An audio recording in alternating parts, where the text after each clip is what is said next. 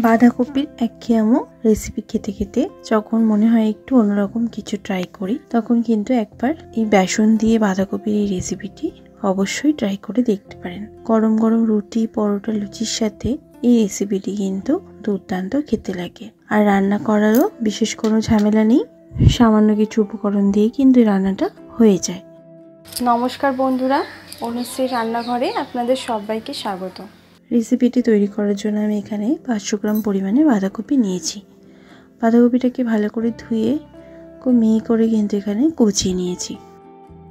আর এখানে আমি নিয়েছি 3 চামচ পরিমাণে বেসন। এরপর আর কি কি উপকরণ লাগছে রান্নাটা করতে করতে আপনাদের সঙ্গে শেয়ার করে নেব। গ্যাস অন করে একটা কড়া বসিয়ে দিয়ে তার মধ্যে দিয়ে দিয়েছি পরিমাণ মতন সর্ষের তেল। তেলটা গরম হয়ে গেলে দিচ্ছি 1 চামচ পরিমাণে কালো সর্ষে আর 1 চামচ পরিমাণে গোটা জিরে।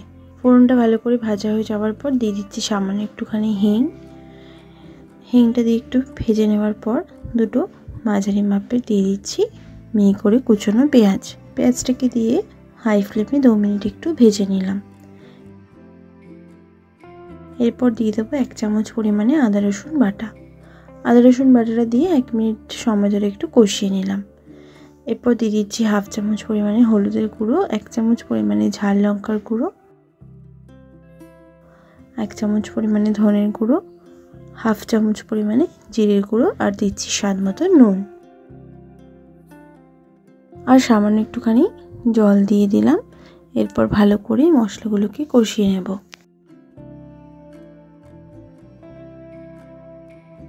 ভালো করে মশলাটা কষিয়ে নেবার পর দিয়ে দিচ্ছি 3 চামচ পরিমাণে বেসন।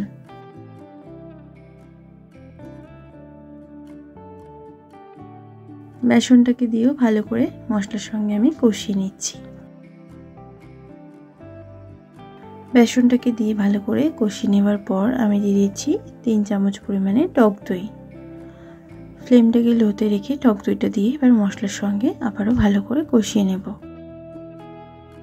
ভালো করে মশলাটা কি সুন্দরভাবে কষানো হয়ে গেছে দেখতেই পাচ্ছেন।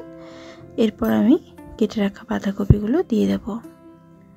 আর এর সাথে দিয়ে দেব দুটো ছোট সাইজের আলু। আলুগুলোকে এরমভাবে ছোট ছোট টুকরো করে আমি কেটে ধুয়ে পরিষ্কার করে নিয়েছি। আর দিচ্ছি একটা মাঝারি মাপের টমেটো স্লাইস করে কেটে নেওয়া। ভালো করে সব উপকরণকে মিশিয়ে নেব। এই রান্নাটা কিন্তু আমি এখন আর কোনো জল ব্যবহার করব না। পুরো রান্নাটাই ঢাকা দিয়ে দিয়ে গ্যাসের ফ্লেম লোতে রেখে রান্নাটা হবে। এরপর 10 মিনিট লো ফ্লেমে ঢাকা দিয়ে দেব। মাঝে মধ্যে কিন্তু আমি ঢাকা সরিয়ে নাড়াচাড়া করে নেব। ঢাকাটা 10 মিনিট পর সরিয়ে নিলাম। এবারে কিন্তু বাঁধাকপি আলু দুটোই কিন্তু বেশ ভালোভাবে সুসিদ্ধ হয়ে গেছে। এরপর দিয়ে দিচ্ছি 1/2 চামচ পরিমাণে গরম মশলার গুঁড়ো আর সামান্য একটুখানি ধনেপাতা কুচি। ভালো করে নাড়াচাড়া করে মিশিয়ে নেব। আর ফ্লেমটাকে একটু মিডিয়াম টু হাইতে করে একটু ড্রাই করে নেব। এই রান্নাটা যত শুকনো শুকনো হবে খেতে কিন্তু ততই ভালো লাগে।